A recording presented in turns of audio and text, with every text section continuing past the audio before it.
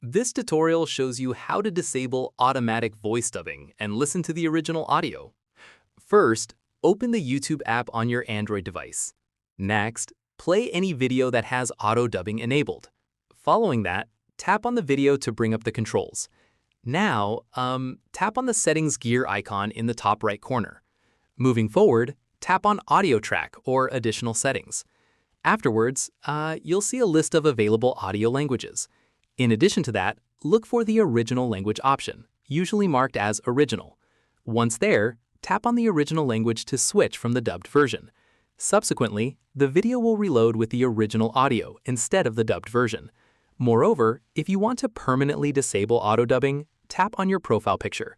Afterwards, go to Settings, then tap on General or Playback Settings.